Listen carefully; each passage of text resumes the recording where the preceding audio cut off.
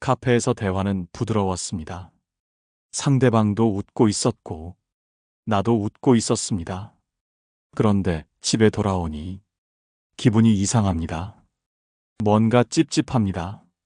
분명히 싸운 것도 아닌데 왜 이렇게 기분이 가라앉을까? 곰곰이 생각해 봅니다. 말은 공손했습니다. 예의도 바른 편이었습니다. 그런데 왜 나는 그 자리에서 점점 작아졌을까? 이건 말의 내용 문제가 아닙니다. 말투입니다.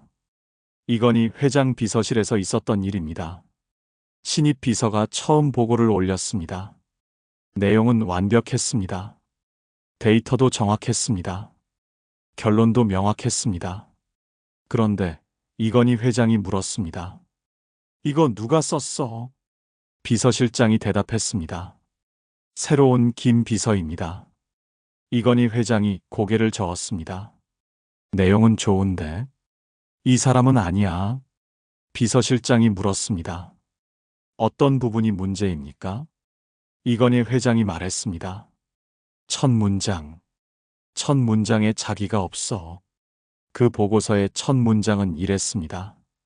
참고로 말씀드리면 이건희 회장은 이 한 문장으로 그 사람을 판단했습니다.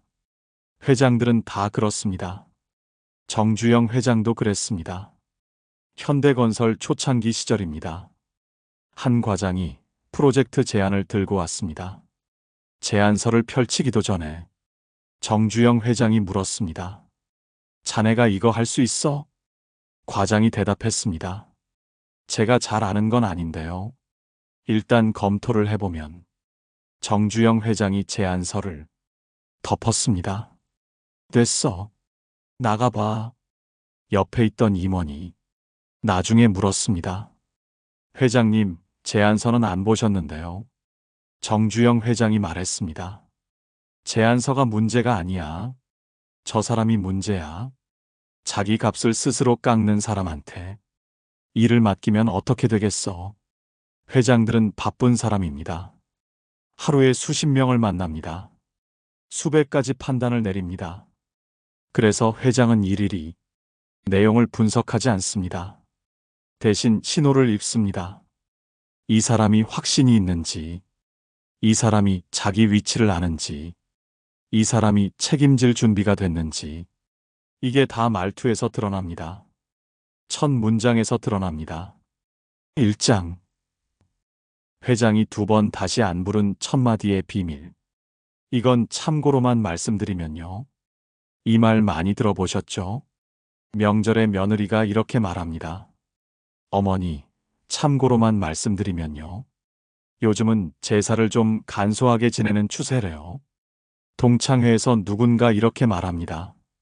참고로 말하는 건데, 내가 알기론 그 사람, 요즘 힘들다더라. 들으면 기분이 묘합니다. 뭔가 할 말이 있는 것 같은데, 빙빙 돌립니다. 속으로 생각합니다. 그래서 하고 싶은 말이 뭔데? 이건희 회장한테도 이런 사람이 있었습니다. 1993년 프랑크푸르트입니다. 삼성전자 임원들이 모였습니다. 해외 판매 전략 보고가 있었습니다. 한 임원이 나섰습니다. 회장님, 참고로 말씀드리면요. 현재 유럽 시장 상황이 좀 복잡합니다. 여러 변수를 고려해야 해서요. 일단 몇 가지 옵션을 준비했는데요. 이건희 회장이 손을 들었습니다. 됐어. 그러고는 다른 임원을 쳐다봤습니다. 자네가 말해봐. 그 임원이 말했습니다. 유럽에서 손이 이기려면 물량 공세밖에 없습니다. 단가 낮추고 밀어넣어야 합니다. 이건희 회장이 물었습니다. 그러면 적자 나는 거 아닌가? 네, 2년은 적자입니다. 그런데 3년 차부터 흑자됩니다. 제가 해보겠습니다. 이건희 회장이 고개를 끄덕였습니다. 해봐. 첫 번째 임원은 어떻게 됐을까요? 그 자리에서 바로 잘리진 않았습니다. 그런데 다음 보고부터 불려가지 않았습니다.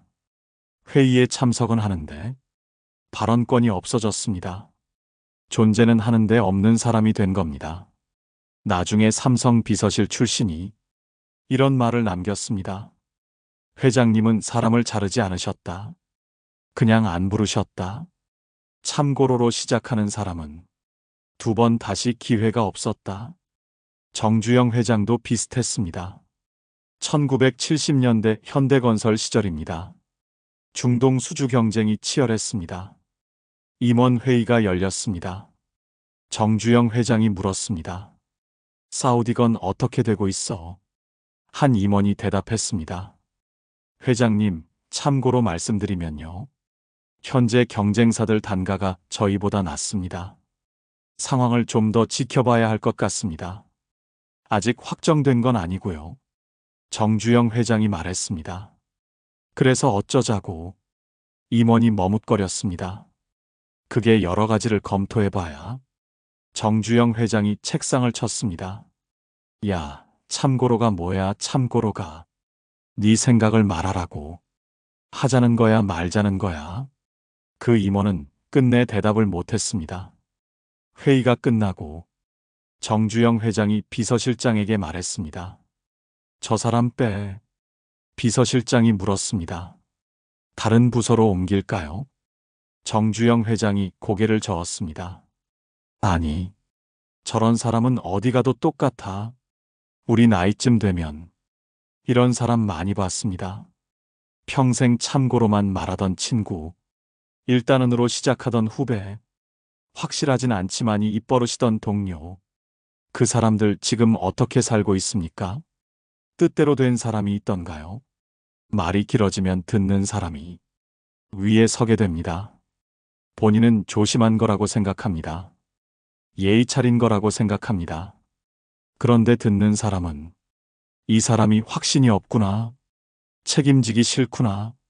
도망갈 구멍 파놓는구나. 이렇게 느낍니다. 이건희 회장은 이렇게 말했습니다. 설명은 설득이 아니다. 위치를 낮추는 신호다. 설명부터 시작하는 말투. 이건 스스로를 아랫사람 자리에 두는 겁니다. 그 자리에 선 사람을 회장은 기억하지 않습니다. 이장. 허락을 구한 사람이 평생 허락 못 받은 사연. 이런 말해도 될지 모르겠는데요. 이 말 참 많이 듣습니다. 그런데 이 말하는 사람 치고 제대로 대접받는 사람 못 봤습니다. 서울 마포구에 사는 이병철 씨. 올해 63세입니다. 이름이 삼성 창업주랑 같습니다.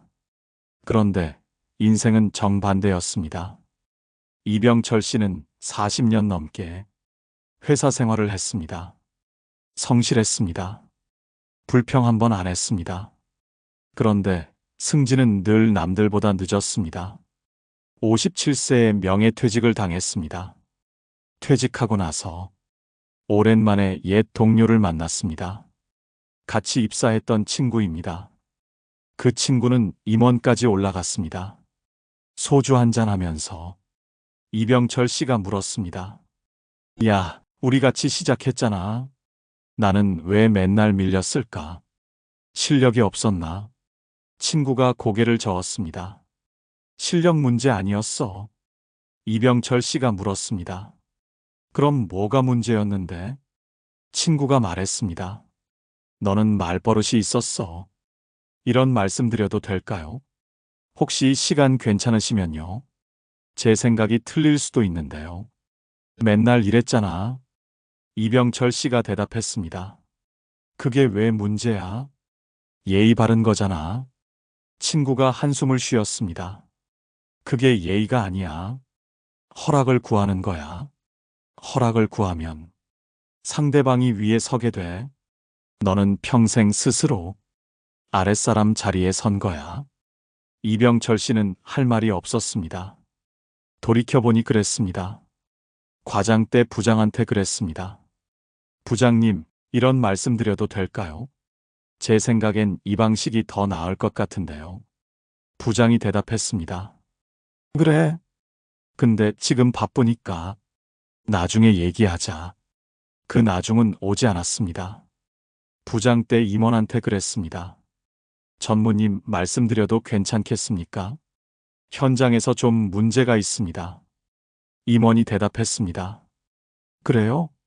일단 보고서로 정리해서 올려요. 보고서는 묻혔습니다. 이병철 씨는 평생 허락을 구했습니다. 그리고 평생 허락을 못 받았습니다. 삼성 창업주 이병철 회장. 이름이 같은 그 사람. 이병철 회장은 이런 말을 했습니다. 허락을 구하는 사람은 스스로 결정권을 포기한 사람이다. 결정권을 포기한 사람에게 왜 중요한 일을 맡기겠는가? 이병철 회장은 사람을 볼 때 첫마디를 봤습니다. 이런 말씀 드려도 될까요? 이 말이 나오는 순간 그 사람은 명단에서 지워졌습니다. 하버드 심리학과에서 흥미로운 연구를 했습니다. 같은 제안을 두 가지 방식으로 전달했습니다. 첫 번째 그룹, 이런 제안 드려도 될까요? 로 시작. 두 번째 그룹, 제안 드리겠습니다. 로 시작. 내용은 완전히 똑같았습니다. 결과가 어떻게 됐을까요? 첫 번째 방식은 수락률이 23%였습니다. 두 번째 방식은 수락률이 67%였습니다. 3배 차이입니다. 연구진이 분석했습니다. 허락을 구하면 듣는 사람은 판단자가 됩니다. 판단자는 본능적으로 거절할 이유를 찾습니다. 반면 확신 있게 말하면 듣는 사람은 수용자가 됩니다. 수용자는 본능적으로 받아들일 이유를 찾습니다. 말투 하나가 상대방의 뇌, 회로를 바꾸는 겁니다. 이병철 씨가 친구한테 물었습니다. 이제 와서 바꿀 수 있을까? 친구가 웃었습니다. 야, 지금 또 허락 구하고 있어. 허락을 구하는 말투. 이건 존중이 아닙니다. 내 말에 대한 책임을 상대에게 떠넘기는 겁니다. 확신이 없다는 신호입니다. 스스로 의리되겠다는 선언입니다. 이병철 회장은 그래서 이렇게 말했습니다. 허락을 구하는 사람은 쓰지 않는다.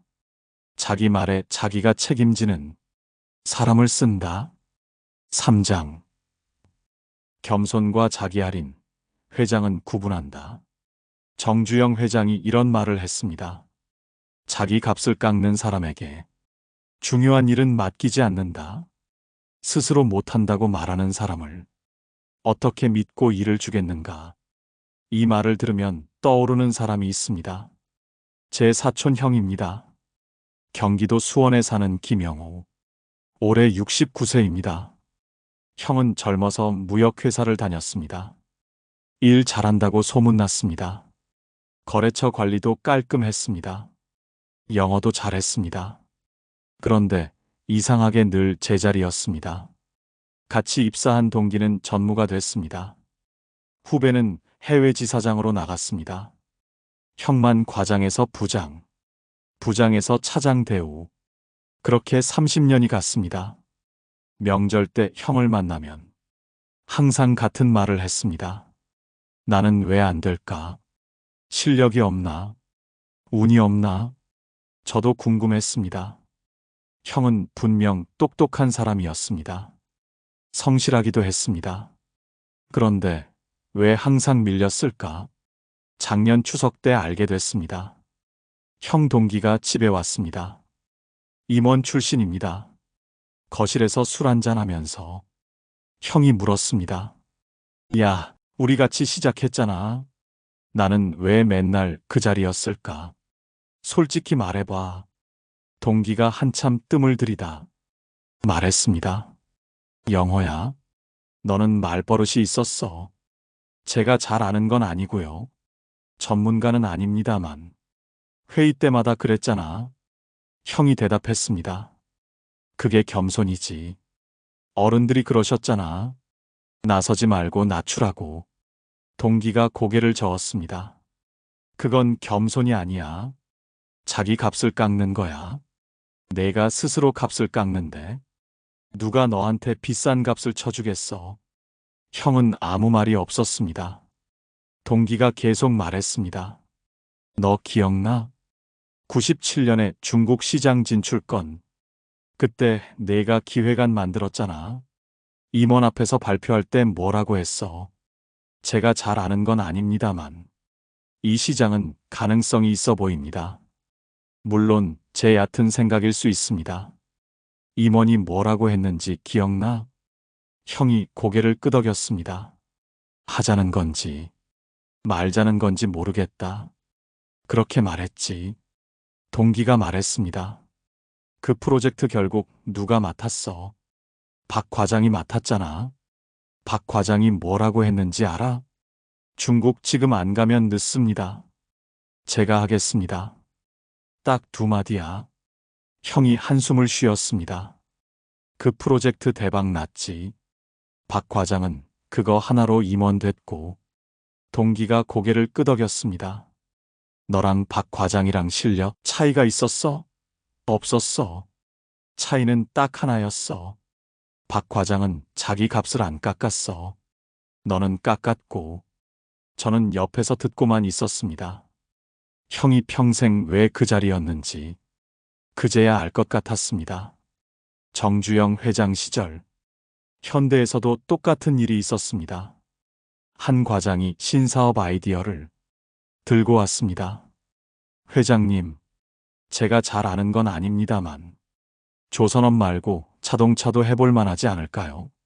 물론 제가 틀릴 수도 있습니다. 정주영 회장이 쳐다봤습니다.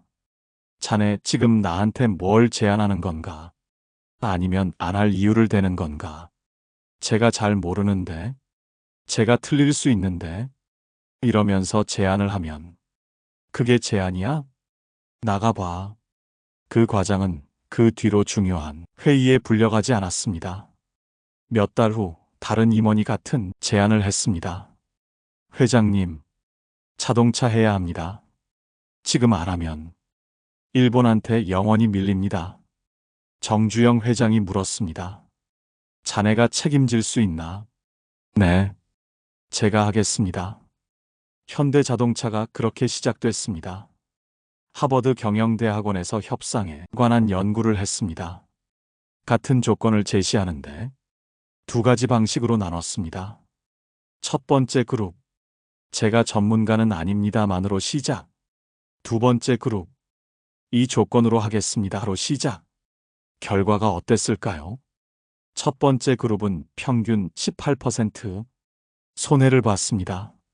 두 번째 그룹은 평균 12% 이득을 봤습니다. 같은 조건인데 말투 하나로 30%가 갈렸습니다.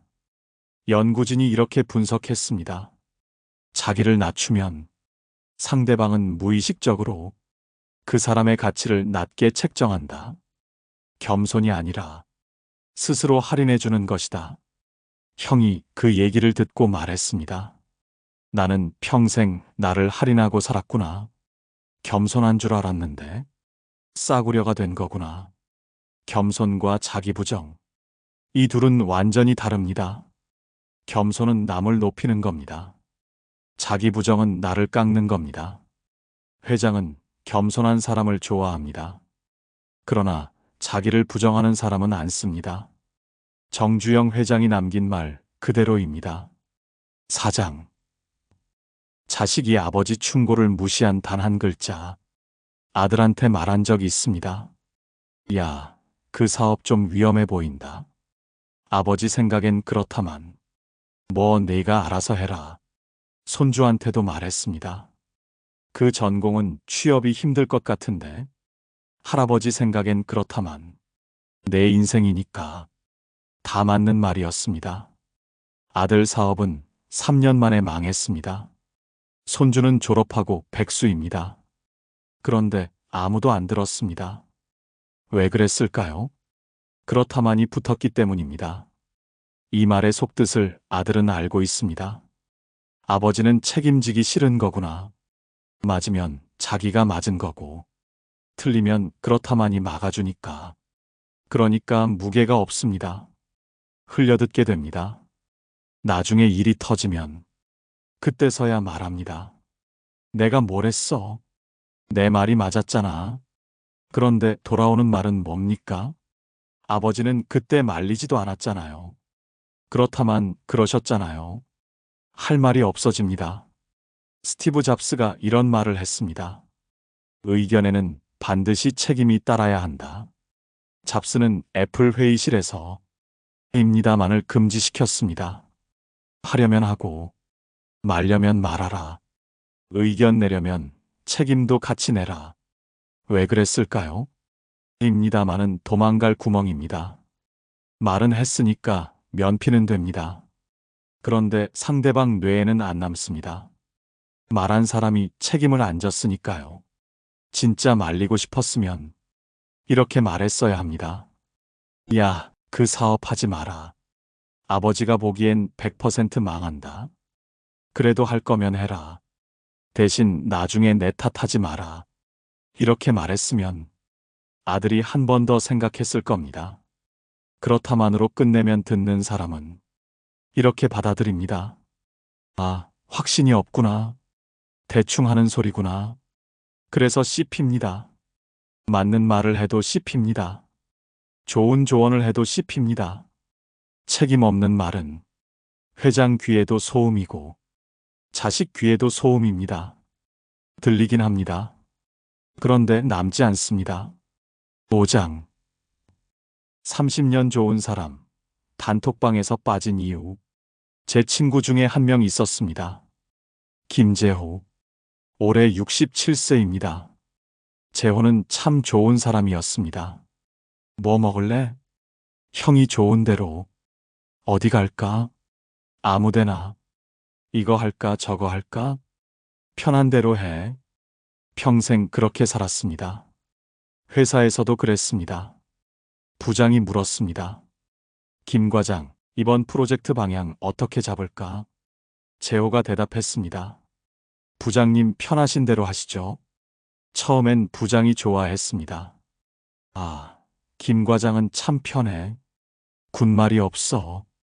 그런데 3년이 지나고 승진 대상에서 재호 이름이 빠졌습니다. 후배가 먼저 올라갔습니다. 재호가 물었습니다.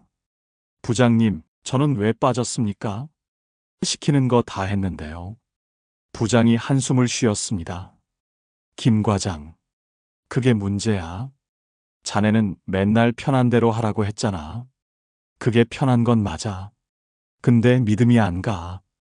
이 사람이 진짜 괜찮은 건지, 참고 있는 건지, 아무 생각이 없는 건지 알 수가 없어. 기준 없는 사람한테 중요한 일을 못 맡기겠어. 재호는 할 말이 없었습니다. 집에서도 똑같았습니다. 아내가 물었습니다. 여보, 이번 주말엔 뭐 할까? 재호가 대답했습니다. 당신 편한 대로 해. 아들이 물었습니다. 아버지, 제 진로 어떻게 생각하세요? 재호가 대답했습니다. 내가 좋으면 다 좋지. 처음엔 좋은 남편 같았습니다. 자상한 아버지 같았습니다.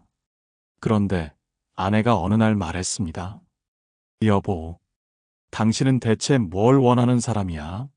30년을 같이 살았는데 당신이 뭘 좋아하는지 모르겠어. 당신 의견이 뭔데? 당신 기준이 뭔데? 같이 살아도 혼자 사는 것 같아. 재호가 당황했습니다. 나는 배려한 건데, 맞춰준 건데. 아내가 고개를 저었습니다. 그게 배려가 아니야. 도망친 거야. 판단하기 싫으니까 떠넘긴 거야. 쇼펜하우어가 이런 말을 했습니다. 쉽게 동의하는 사람은 쉽게 잊힌다. 재호가 딱 그랬습니다. 동창회에서도 그랬습니다. 재호는 늘 맞춰줬습니다. 불만 한 번 안 했습니다. 그런데 이상하게 모임, 연락이 점점 안 왔습니다. 나중에 보니까 단톡방이 따로 있었습니다. 재호만 빠진 단톡방. 재호가 친구한테 물었습니다. 야, 왜 나만 빠졌어? 친구가 머쓱하게 말했습니다. 그게 미안하다. 근데 솔직히 말할게. 너는 있으나 없으나 똑같아. 뭘 해도 좋다고 하고, 어디 가도 괜찮다고 하고, 의견이 없으니까 굳이 안 불러도 되더라고. 재호는 그날 술을 많이 마셨습니다. 평생 좋은 사람이 되려고 했습니다. 안 싸우려고, 안 부딪히려고, 다 맞춰주려고. 그런데 결과가 뭡니까? 회사에서는 밀려났습니다. 집에서는 존재감이 없어졌습니다. 친구들한테는 빠졌습니다. 맞춰주는 사람이 제일 먼저 지워지는 사람이었습니다. 회장들도 똑같이 봅니다. 이건희 회장은 뭘 해도 좋다는 사람을 안 썼습니다. 왜냐하면 기준이 없으니까. 문제가 터졌을 때 이 사람이 판단을 할 수 있을까? 믿을 수가 없습니다. 회장은 맞춰주는 사람을 쓰지 않습니다. 기준 있는 사람을 남깁니다. 저는 다 괜찮습니다. 이 말이 입에 붙어 있다면 지금 당장 떼야 합니다. 설명부터 붙이는 말투, 허락부터 구하는 말투, 자기 위치를 먼저 낮추는 말투, 책임을 말끝으로 미루는 말투, 다 맞춰주는 말투. 이 말투들의 공통점이 뭘까요? 다 착한 말입니다. 예의 바른 말입니다. 조심스러운 말입니다. 배려하는 말입니다. 우리는 그렇게 배웠습니다. 나서지 마라. 낮춰라. 맞춰라. 조심해라. 그게 어른이라고 배웠습니다. 그게 사람이라고 배웠습니다. 그래서 평생 그렇게 살았습니다. 그런데 결과가 어땠습니까? 회사에서는 밀렸습니다. 집에서는 존재감이 없어졌습니다. 자식들은 말을 안 듣습니다. 왜 그랬을까요? 이건희 회장이 이런 말을 했습니다. 나는 말을 들을 때 정보를 듣지 않는다. 그 말 안에 있는 자기 인식을 본다. 회장은 내용을 안 봅니다. 말투를 봅니다. 이 사람이 자기를 어떻게 생각하는지, 이 사람이 자기 말에 책임을 지는지, 이 사람한테 기준이 있는지, 그게 다 말투에서 드러납니다. 회장만 그렇게 보는 게 아닙니다. 자식도 그렇게 봅니다. 며느리도 그렇게 봅니다. 손주도 그렇게 봅니다. 60 넘어서 뭘 받고, 이제 와서 어떻게 해? 그렇게 생각하실 수 있습니다. 그런데 말투는 다릅니다. 성격을 바꾸라는 게 아닙니다. 사람을 바꾸라는 게 아닙니다. 앞에 붙이는 말, 뒤에 붙이는 말, 그거 빼면 됩니다. 그러면 뭐가 남습니까? 본론만 남습니다. 내 의견만 남습니다. 내 기준만 남습니다. 그게 회장이 남기는 사람입니다. 그게 자식이 기억하는 사람입니다. 지금 당신 말투는 남기고 있습니까? 지워지고 있습니까? 회장은 말투를 봅니다. 세상도 말투를 봅니다. 말이 바뀌면 당신이 바뀝니다.